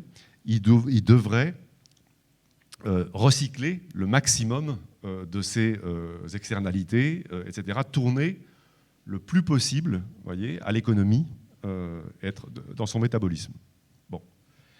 Le deuxième principe, il dit, ça doit être la flexibilité ou la réparabilité. Ça doit être des systèmes techniques qui sont lisibles, compréhensibles, réparables par leurs utilisateurs, ou disons à une échelle où voyez, on peut mettre sa main dedans, ils sont adaptables à la situation particulière à laquelle on a affaire, ils sont modulables par leurs utilisateurs. Et puis enfin, troisième, qui est le premier dans l'ordre, il dit qu'ils doivent être des systèmes coopératifs. Coopératif, c'est-à-dire, et il dit ça d'une façon formidable, il dit un système technique coopératif, c'est un système dans lequel chaque élément remplit plusieurs fonctions et chaque fonction est remplie par plusieurs éléments. Donc vous avez là un fonctionnalisme, mais qui est à l'opposé du fonctionnalisme canal historique du mouvement moderne, dans lequel chaque élément remplissait super bien et de façon hyper efficace sa fonction, etc., et où il y avait une économie en ce sens-là. Là, c'est le contraire. Là, c'est le contraire. Au lieu d'avoir pour modèle, comme les mouvements modernes, la machine industrielle, on pourrait dire que le modèle de celui-là, c'est la résilience de l'écosystème. Vous voyez ? La résilience temporaire, disons, de l'écosystème. Même si le concept d'écosystème, il faut... Bon, on peut revenir dessus aussi. Et bien ça va être le programme, littéralement, ces 3 principes, que vont adopter... alors, il y a évidemment tout ça, hein, qui est du même ordre. Le plaidoyer pour le small is beautiful à cette époque, pour une technologie radicale, appropriée, etc., comme Schumacher et d'autres. Et puis aujourd'hui, oui, évidemment, il y a ça. Ça, c'est un des livres les plus importants que j'ai lu en français cette année, que je conseille vraiment à tout le monde. C'est le manifeste de l'atelier paysan. Reprendre la terre aux machines, qui milite pour l'installation dans les années qui viennent de 1 million de paysans en France, voyez, partout, comme ça, dont vous savez que l'atelier paysan, depuis 12-15 ans maintenant, justement font ça, c'est-à-dire qu'ils font des ateliers sur les fermes, comme ça, avec des meuleuses, métal, etc., pour apprendre à fabriquer soi-même ses propres outils adaptés à la fonction que vous leur destinez sur votre territoire tout particulier, etc. Et ils font ça pour les bâtiments maintenant. J'ai d'anciens élèves, un ancien élève qui travaille avec eux, par exemple, où il y a des ateliers de formation comme ça pour fabriquer les bâtiments agricoles sur les fermes aussi. Ça vient directement de cette ligne. Reprendre la terre aux machines, ça, c'est pas un manifeste qui vole son nom, hein, comme tant de manifestes qui paraissent sous la plume d'architectes, soi-disant manifestes. Ça, c'est un manifeste sérieux, ça. OK. Et donc, c'est dans ce contexte-là, hein, en 78, la même année où paraît New York Délire, que sort Permaculture One, avec l'idée donc d'en faire, vous voyez, une agriculture pérenne ou permanente, vous voyez, pour les établissements humains, dont le modèle est aussi la résilience de la forêt, etc. Alors, je vais très vite sur les grandes références de la permaculture, que sans doute vous connaissez aussi. La révolution d'un brin de paille de Masanobu Fukuoka, bon, puis d'autres. On n'a pas le temps de s'arrêter là-dessus. Les principes de conception de la permaculture, je le dis à chaque fois, ça, j'adore montrer ce genre de schéma aux architectes. Parce qu'en général, ça les énerve tellement, ils trouvent ça tellement horrible, tellement, vous voyez, que je prends un plaisir quasiment pervers à leur infliger ces graphiques-là. Parce que ça questionne aussi un tout petit peu leur snobisme et leur cynisme esthétique. Vous voyez. Certes, c'est pas très joli comme façon de représenter les choses, c'est un peu simplet, comme ça, en apparence, mais là, il y a du contenu, par contre. Là-dedans. Ouais. Là, il y a du contenu, sérieusement. Donc les architectes pourraient peut-être se mettre de temps en temps au service de ces gens-là pour éventuellement améliorer les choses. Là, vous voyez, 3 principes éthiques au centre. Soin de la terre, soin des gens, et puis répartition équitable. Ça ne se trouvait pas dans Hans Jonas, par exemple, la répartition équitable. Moi, je réfléchis. Je ne trouve pas beaucoup mieux comme tripartition, tripode morale. Voyez. Et puis autour des principes de conception. Parce que c'est ça la permaculture. C'est un art de design, d'aménagement, de ménagement d'un territoire, selon tous les principes Moorcraft que j'ai dit tout à l'heure, destinés à produire, vous voyez, et à sustenter ses utilisateurs à l'échelle d'un foyer, à l'échelle d'une communauté, à l'échelle de ces choses-là. Je prends l'exemple de la permaculture, l'agroécologie, c'est pas très différent. Bon. Bref, et puis ensuite, cette fameuse fleur de la permaculture, comme il dit, où ils disent, oui, certes, ça concerne la culture des sols, etc., mais ça concerne aussi le bâtiment, la construction, les outils et la technologie, etc. C'est toute une espèce de philosophie qui doit faire tourner toutes ces choses. Passionnant. Un des livres les plus importants que moi j'ai lu dans la dernière décennie, c'est Les principes et pistes d'action pour un monde. Alors, en français, ils ont traduit permaculture, principes et pistes d'action pour un monde soutenable. Vous savez quel est le titre ? Le titre, c'est Principles and Pathways Beyond Sustainability. Parce que lui, il ne pense pas du tout que ça va se soutenir, qu'il s'agit de se soutenir comme ça. Il dit que ça va descendre. Ça va descendre et il faut se préparer à ces choses-là. Bien sûr qu'on est au-delà de la question du soutenable. OK. Moi, au-delà des principes, que je n'ai pas le temps de machin, ce qui me retient chez eux et qui me passionne, d'abord, c'est le principe de spécificité locale radicale. Ils disent toujours... aucune situation n'appelle le même projet. En contradiction avec la façon dont des recettes de soi-disant permaculture circulent, voyez, machin. Donc il y a des enseignements, il y a du partage, mais il y a une radicale spécificité locale. L'autre chose, c'est une reformulation du site planning en fonction des problèmes liés à la crise environnementale. Voyez. Donc en gros, qu'est-ce qu'ils retrouvent ? C'est marrant, hein ? Ils retrouvent à l'échelle domestique, en décrivant le fait que vous avez le lieu d'habitation, et bien ils retrouvent le schéma de von Thunen. Exactement.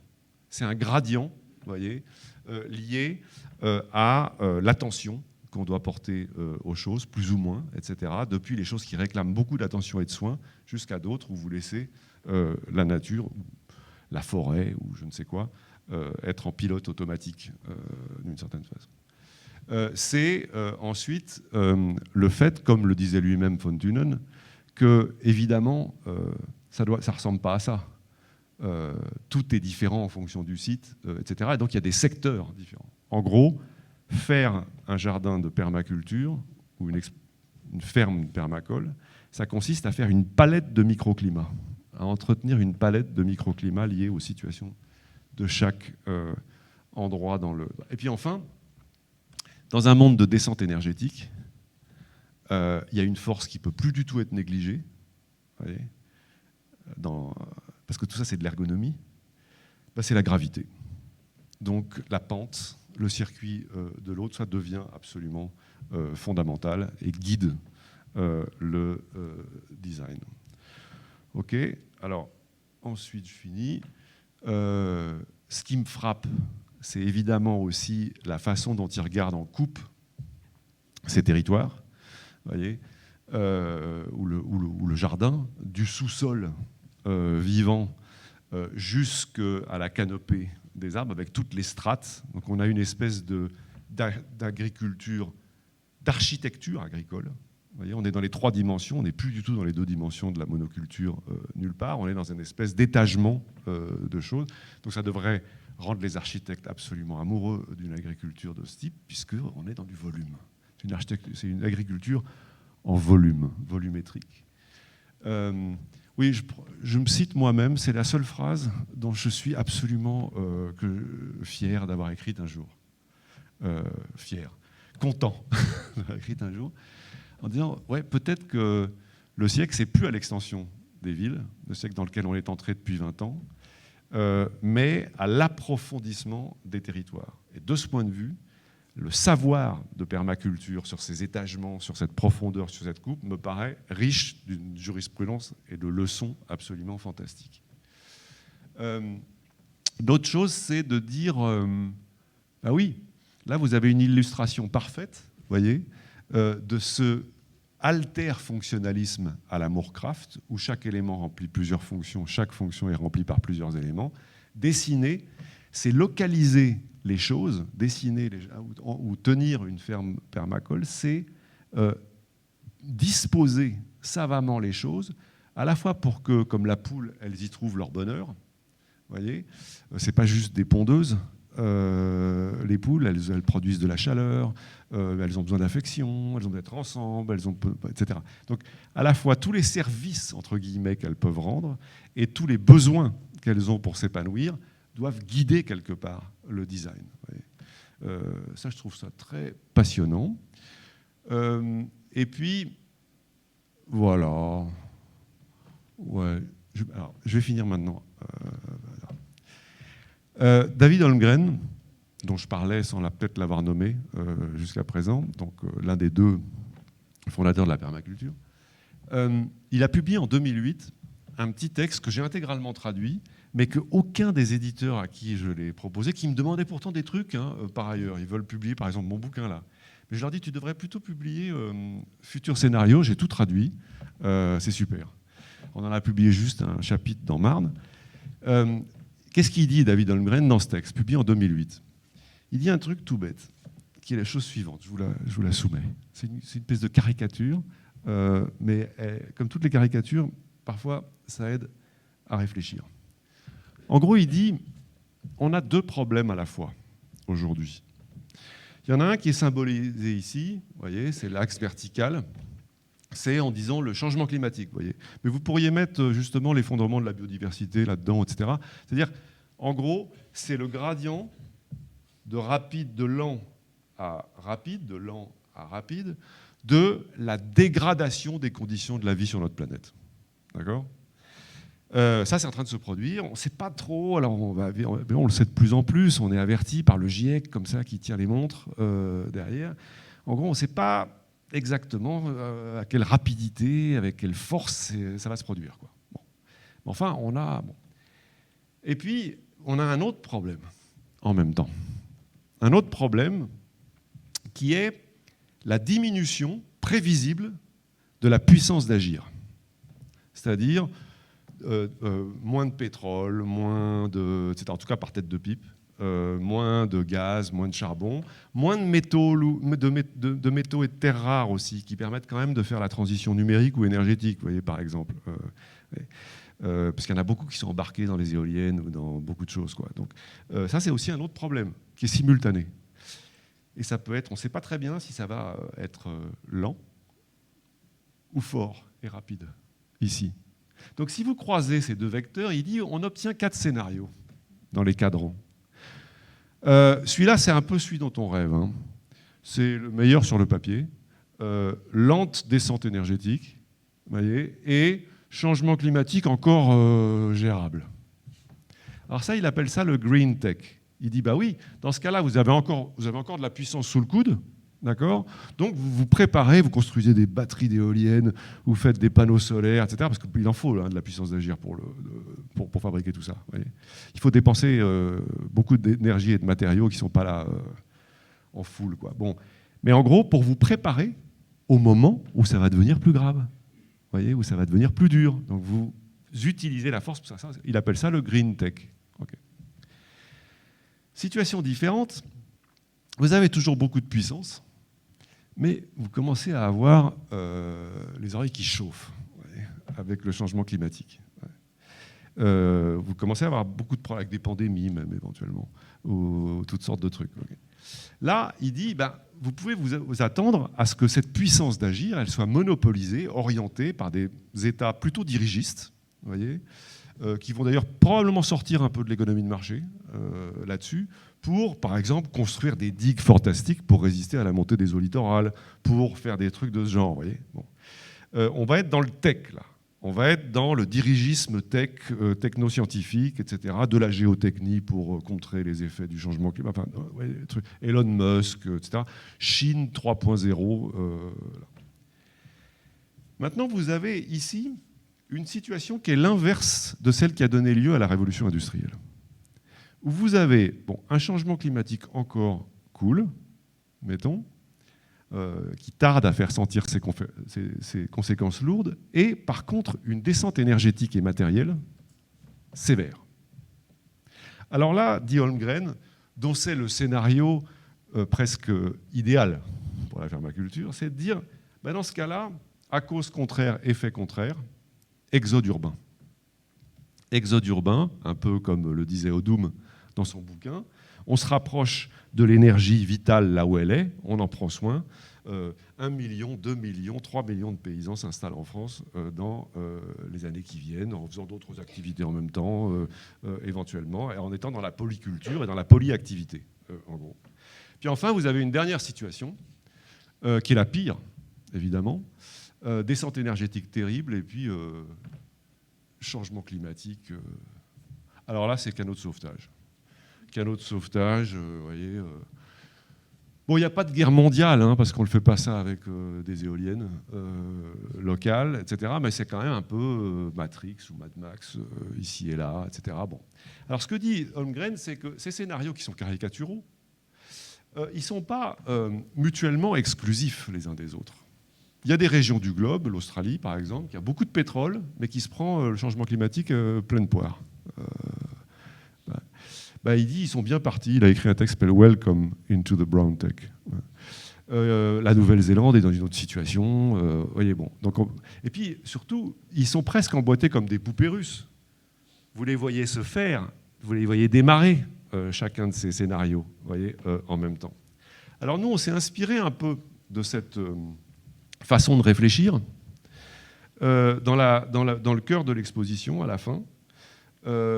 Voyez, qu'on a appelé comme ça, en distinguant 4, sous la forme de panoramas dessinés comme ça, 4, disons pas scénarios, plutôt 4 récits différents sur les rapports que pourraient prendre ville et campagne, architecture et agriculture demain, comme ça. Alors c'est très caricatural, je vous préviens tout de suite, c'est des grosses caricatures pour faire réfléchir. Le premier scénario de tous, qui correspond d'ailleurs un peu au Brown Tech de Holmgren, même si on ne peut pas superposer les deux réflexions, c'est celui qui dit, en avant comme avant, de toute façon, l'urbanisation du monde, c'est parti, on ne peut pas faire autrement, et qui dit, par conséquent, par contre, il faut, vous voyez, ça appelle ça incorporation. Donc là, c'est terminé, c'est plus une affaire de famille, l'agriculture, c'est une affaire de corporation, hautement capitalistique, en gros. Et puis, c'est l'éthos de la concentration. C'est un discours environnemental, éco-moderniste, qui consiste à dire on va réduire l'empreinte des villes, on va les concentrer, on va faire les gens feront moins d'enfants. De toute façon, dès que les gens sont concentrés, même dans des bidonvilles, ils font moins d'enfants. Dit Stewart Brand, par exemple. Bon, bref. On va, évidemment, on aura derrière, pour faire fonctionner tout ça, il faut pas mal d'énergie, il faut des trucs, puis entre ces villes, on pourra avoir le Hyperloop d'Elon Musk, etc. Et puis on aura une agriculture totalement pilotée à partir de ces villes, qui sont les tours de contrôle de cette agriculture. Et puis à l'intérieur, on fait des immeubles avec du maraîchage, tout ça, en batterie, comme ça. Ok. Le deuxième scénario, je le vois plus chez pas mal d'architectes, celui-là. Deuxième scénario, je l'appelle négociation ou intégration. On pourrait dire que c'est l'urbanisme agricole, par opposition à l'agriculture urbaine. L'urbanisme agricole, ça consiste à dire, bon ben, ok, les villes et les métropoles vont continuer à s'étendre, mais elles vont devenir hybrides. Elles vont intégrer dans leur programme l'agriculture, la foresterie, le machin, etc. D'accord ? Donc, quelque part, c'est, oui, une sorte de mix entre les deux, d'hybridation entre les deux, et ça donne, voilà, ça pourrait donner quelque chose comme ça. Voyez. C'est donc l'opposé, à mes yeux, de ce que j'appelle l'infiltration. L'opposé, là encore, c'est absolument pas exclusif l'un de l'autre, c'est juste dans la démarche opposée, de ce que j'appelle l'infiltration, où là, c'est des initiatives agricoles, horticoles, etc., qui pénètrent dans le tissu des villes existantes, qui font muter des parcelles, des toitures, des terrains vagues, etc., et où les urbains eux-mêmes s'abonnent à des arrière-pays à travers des AMAP et des choses de ce genre. Okay. Vous avez, alors là, on a caricature, tu vois, la station-service qui devient un farmer's market, enfin, tout ça. Bon. Ça, c'est en général acupuncturel. D'ailleurs, ça peut être aidé, soutenu, etc., mais c'est acupuncturel, c'est comme ça. Mais ça peut parfois prendre des grosses proportions bien massives, comme à Detroit, après l'effondrement de l'industrie automobile là-bas, ou comme à La Havane, pendant la période spéciale, après la cessation des importations soviétiques, etc., où ils se sont mis à faire alors, de la permaculture en particulier, partout, quoi, en gros. Et puis enfin, parce que quand même, il y a une autre... il y a une autre direction dans ma boussole.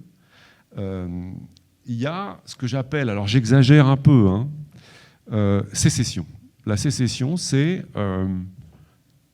des individus, des groupes, etc., qui s'organisent pour s'affranchir des métropoles. Des métropoles en tant que système, méga-système dont ils dépendraient seulement. Même quand ils sont situés dans l'orbite de ces grosses villes ou de ces métropoles, ils se dirigent vers une plus grande autogestion, vers une plus grande indépendance, y compris alimentaire, je dis plus grande, je ne dis pas totale, une relative, ils poussent dans cette direction-là. Devenons plus responsables à un niveau plus local au moins, déjà. Construisons quelque part un monde.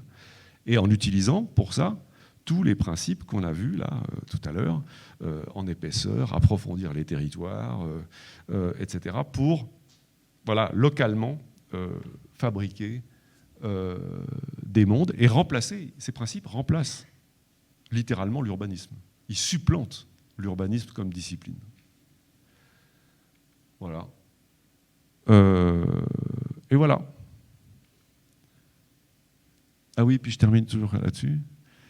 La question que je voudrais poser, c'est ça, à tout le monde, c'est qu'est-ce qu'un monde? Et la réponse la meilleure que je sois arrivé à trouver pour l'instant, qui est encore très vague, c'est un territoire, une région, un pays, où on pourrait imaginer de projeter la totalité de son existence. Je ne dis pas qu'on le souhaiterait, forcément, mais je dis, c'est intéressant de regarder les endroits, les régions, etc., en se disant, est-ce que je pourrais, vous me direz, quitter, toi, pour... C'est une question collective qu'on se pose, mais où on pourrait imaginer de passer l'intégralité de son existence, dans l'hypothèse pas tout à fait non plausible, où par exemple une énorme crise énergétique ferait demain qu'il est très difficile, très coûteux de se déplacer. Je vous remercie de votre attention.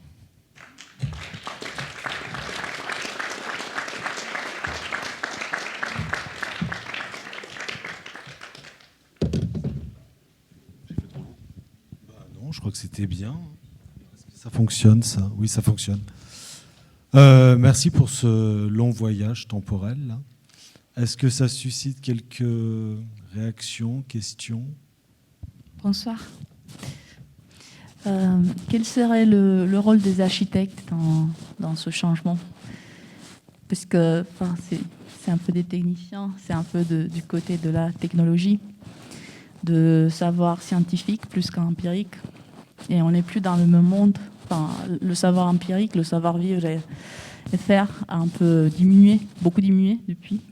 Et donc, comment l'éducation des architectes et quel est le rôle de l'architecte pour pouvoir prévenir, je ne sais pas, guérir? Non, je comprends très bien la question. C'est une question que je me pose aussi, que je me pose parce que quand je vous montre ces différents scénarios, à la fois j'insiste sur le dernier pour le faire valoir, pour le faire reconnaître comme un pôle dans cette boussole, voyez. Mais de la même manière que David Holmgren, parlant de son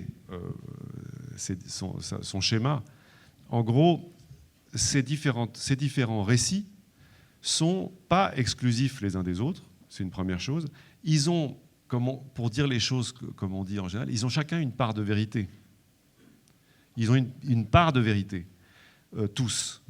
Et le plus probable, d'ailleurs ils sont déjà en train de se produire, tous. Ils sont déjà en train de coexister d'une certaine façon aujourd'hui. Donc les rôles des architectes là-dedans, c'est un peu aussi à eux de voir auquel de ces scénarios, par exemple, auquel au pluriel éventuellement, ils trouvent qu'il est utile de participer. Donc toutes les figures d'architectes sont encore probablement possibles. Maintenant, mon opinion personnelle, c'est que, je l'ai dit d'ailleurs dans le bouquin ou dans l'expo, moi j'ai une méfiance instinctive pour l'écomodernisme de la concentration urbaine du premier scénario. J'ai une défiance relative pour le deuxième de l'intégration, machin, parce que le discours de l'intégration, de l'hybridation, de tout ça, il sert souvent d'argumentaire à bouffer le tapis, quoi, et à continuer more of the same, même si je pense qu'il y a énormément de trouvailles dans le champ de l'urbanisme agricole et de ce couplage, hein, MIG d'une certaine manière. Il est dans ce rapport d'intégration. Voyez. Donc c'est intéressant. Albert Pope, mon camarade, Albert Pope, avec son idée de faire toute la chaîne de faire des villes, des cultures forestières qui recycleraient ce matériau pour capturer du carbone dans des bâtiments qui ressemblent à des gratte-ciel. Voyez. Bon, c'est une autre de ces façons de faire. Voilà, moi j'ai le sentiment que ça questionne effectivement la professionnalisation totale de l'architecture et son statut à l'intérieur de la société, de la même manière que, vous voyez, les gens qui font de la permaculture, ce n'est pas les remplaçants des paysans, c'est des gens qui font ça, qui font autre chose, qui pratiquent la polyculture d'activité aussi. Donc la question de la spécialisation, elle ne va pas disparaître, mais je pense qu'une certaine mesure, comment dire, qu'une certaine descente de spécialisation est nécessaire. Merci. Je n'ai pas trop répondu à vos questions. Hein, Si. Deuxième.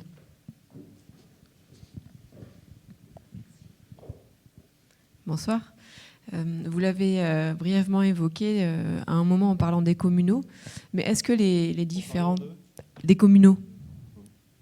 Est-ce que les différents auteurs que vous avez cités sur les différents modèles d'agriculture prenaient en compte la question foncière à chaque fois comme un élément ou pas du tout? Donc le régime de propriété du sol, par exemple. Et j'ai une deuxième question du coup qui est un peu liée, c'est est-ce que dans vos scénarios, vous projetez, il y en a un qui intègre la réversibilité des aménagements et la réversibilité des usages des terres? Merci. Non. Dans les scénarios, comme vous les appelez, ou ces récits, je vous dis, c'est juste une illustration d'un point de fuite comme ça. Mais il est évident que quand vous dites la réutilisation, la réversibilité des installations, ce problème de réversibilité, il peut éventuellement se poser dans chacun de ces scénarios. Dans le cas du dernier, dans lequel j'ai tendance un tout petit peu à me projeter en tant que point de fuite, la réversibilité. Oui, bah en gros, on y va moins lourd, quoi. Vous voyez ? Bah oui. privilégie du pilotis, des constructions sans fondation, ce genre de choses? Je réfléchis pas à ça. D'accord. Parce que je pense que ça dépend du cas. Non. J'ai développé aucune réflexion là-dessus. Le foncier? Oui, bah, dans un truc à la louche, comme je fais là, on fait pas des trucs sophistiqués de réflexion sur le foncier. Simplement, donc non, d'une certaine manière, non, on n'aborde pas cette question en dehors de cette question de reposer la question de communaux, de reposer la question des limites aux droits de propriété aussi. Parce que ce qu'on appelle les communaux, c'était non seulement des terrains, parfois, qui étaient d'usage absolument commun, réservés à la communauté, mais c'est aussi toute une palette d'usages qui était autorisée sur des propriétés qui ne jouissaient pas d'un droit de propriété tel que celui qu'on connaît, qui est exclusif. Oui. Donc tout cet arsenal, il doit évidemment être redéployé. Il n'est pas forcément lié à un de ces scénarios, de même que la question de la réversibilité n'est pas liée forcément à l'un de ces scénarios. Même si je pense que le scénario numéro 1 de l'incorporation, disons que la question de la réversibilité ne va pas forcément devenir la première sur sa liste de priorités. Voilà, c'est tout. Bonsoir, merci beaucoup. Je voulais revenir au début de votre exposé. Vous avez mis en avant deux postures, avec la posture du magicien et la posture du prophète. Suite à la réalisation d'une fresque du climat avec des étudiants, on a réalisé avec d'autres encadrants que finalement la construction universitaire et les retombées de l'université engendraient, sans doute nourrissaient finalement les 99% de magiciens et ne nourrissaient pas le côté prophète, si je peux faire un lien entre les deux. Et donc je me demandais si, dans toute votre réflexion, vous avez déjà questionné finalement le rôle de l'université, vu qu'ici on est quand même dans un cadre universitaire, c'est peut-être voir si déjà nous, on se questionne sur notre production. Et finalement, est-ce que vous avez déjà imaginé une réorientation de la production d'intelligence, aussi bien sur le volet architectural que sur le volet agriculture? L'université ne forme pas à l'agriculture et pourtant il y a une intelligence incroyable à produire. Avez-vous déjà réfléchi à ça? Mais c'est pas que j'y ai déjà réfléchi, c'est que évidemment que c'est un chantier, ces questions que vous posez. Évidemment que ça doit questionner l'université, que ça doit questionner les écoles, que ça doit questionner l'enseignement en général, c'est-à-dire la manière dont on se prépare à aborder des problèmes latents quand ils ne sont pas déjà là. Donc oui, mais donc je vais répondre à votre question. Oui, j'ai déjà réfléchi.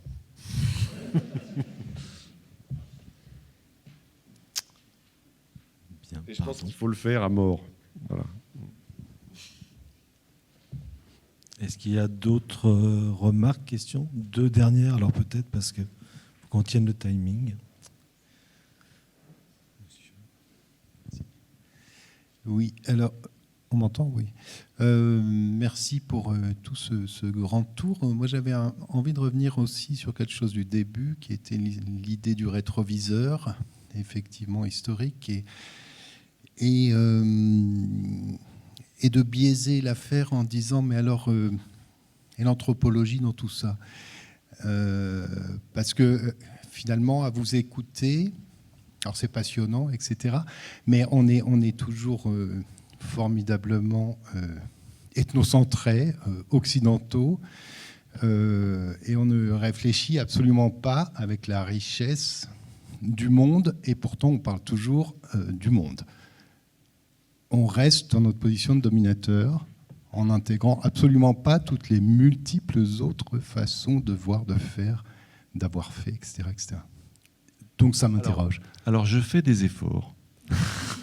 Je fais des efforts, mais j'ai des capacités limitées à comprendre, etc.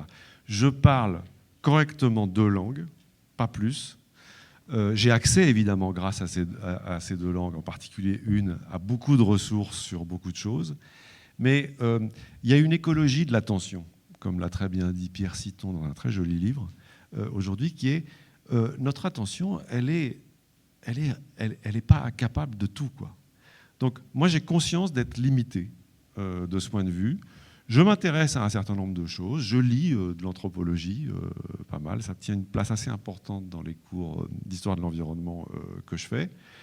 Mais j'ai conscience qu'il y a plein de choses qui échappent. Et dans l'exposition, on avait spécifiquement dit ça d'entrée, surtout quand on a fait notre timeline. Là. Parce que là, on s'attendait, on se dit, putain, là, on va se faire allumer.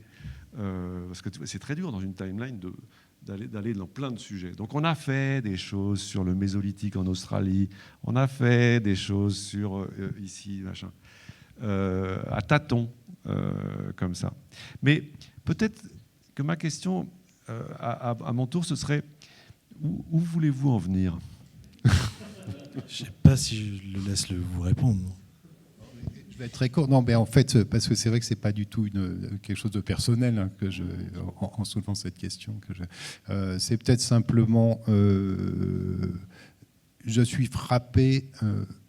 Déjà parce que je suis plutôt anthropologue historien, à quel point l'anthropologie est un absent très important de la pensée sur notre société. C'est très étonnant, c'est-à-dire que ça a très peu d'auditeurs, où ça ne parle pas assez. Et je pense qu'il y aurait vraiment quelque chose d'intéressant à ce qu'elles soient un peu plus audibles. Voilà, parce que les réflexions, les analyses qu'elle produit sur des sociétés, je crois qu'elles ont quand même beaucoup à dire sur notre société, mais elles sont absolument inaudibles. On ne les entend pas à la radio, on les entend pas. Voilà. Elles sont inaudibles parce que, enfin, on les entend peu. J'exagère un peu parce que vous aussi, depuis quelques années, quand même, je veux dire, on est forcé de caricaturer un peu, mais voilà, je pense qu'il y a une lame de fond qui me semble importante. On a du mal à décentrer notre regard, on a du mal, et ce qui est le travail de l'anthropologue, hein, d'essayer de se défaire de sa propre culture, ou du moins de prendre une distance énorme pour pouvoir la regarder. Et ça, je trouve qu'on a énormément de mal, et moi je suis épuisé de voir notre domination d'occidentaux, notre évolutionnisme qui nous traîne aux baskets et dont on ne se rend généralement pas compte. C'est très pénible. Voilà, c'était un peu ça où je veux en venir. D'accord. Bien. Mais juste sur l'anthropologie, j'ai quand même le sentiment, disons, que ça fait quand même 10 à 15 ans maintenant, y compris dans les écoles d'architecture, qu'il y a une remontée importante des questions anthropologiques. Je veux dire, de Tim Ingold, ou même tout simplement de la sphère latourienne agrandie, qui est une des principales influences aujourd'hui opérantes dans les écoles. C'est quand même très marquant, le retour de l'anthropologie. Moi, j'ai un souvenir où on n'en parlait quasiment pas. Celui qui citait le roi Gourand passait pour un fatigué. Alors, il s'agit là pas seulement d'anthropologie, hein, mais il y a quand même une dimension anthropologique très forte dans sa réflexion. Bon, voilà. Bien, merci Sébastien.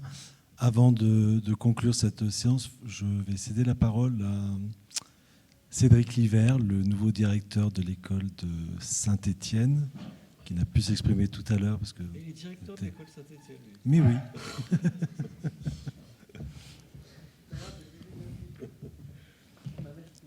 Ben voilà, je vous laisse la parole et après on va conclure et passer au buffet.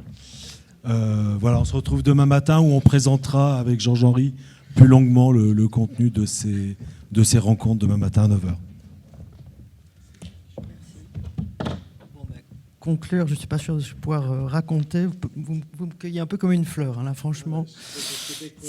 Oui, tout à fait. Mais par rapport à l'ordre de la journée personnelle et puis tout bêtement le fait que je suis effectivement à Saint-Étienne, mais seulement depuis un mois. Donc tout ça est très récent, tout ça est très frais. Je voudrais juste dire que je suis très content d'être là et que je vais plutôt considérer les 2 journées qui viennent comme une manière de découvrir aussi cette collaboration avec l'école de Clermont que je ne connais pas véritablement dans le détail et dans la substance et dans les réflexions. Donc voilà, je vais sans doute être un peu maladroit, le protocole va sans doute en prendre un peu du plomb dans l'aile, mais c'est comme ça. Et puis voilà, en fait, déjà en tout cas merci Sébastien qui est toujours un grand raconteur d'histoires, voilà, qui font réfléchir, rêver, qui nous terrorisent aussi par moments. Et puis, mais c'est tout ça, c'est une matière à discussion. Et voilà, en fait, en tout cas, je suis plutôt, c'est ça, très content de voir que ça s'inaugure sur ces auspices-là, et ça me paraît plutôt des jolies discussions en venir. Et je vais tout simplement alors terminer par remercier tous ceux qui ont contribué et qui ont aidé à construire les journées qui viennent. L'école de Clermont-Ferrand, qui a été en association du coup avec Saint-Étienne, la ville d'Ambert qui nous accueille aujourd'hui, le PNR de Livravois-Forêt. Là, j'ai peut-être un peu écorché le nom, je suis désolé, mais Georges-Henri, merci pour cette organisation. Xavier Guyot et Jean-Luc Bayard qui a aidé à la construction. Je vous avais dit, c'était potentiellement, un peu bancal de mon côté. Je vous demande de me pardonner et je vous demande de pardonner le retard qui occasionne ce petit discours à la fin et non au début. Voilà, bonne soirée à tout le monde. Merci à vous.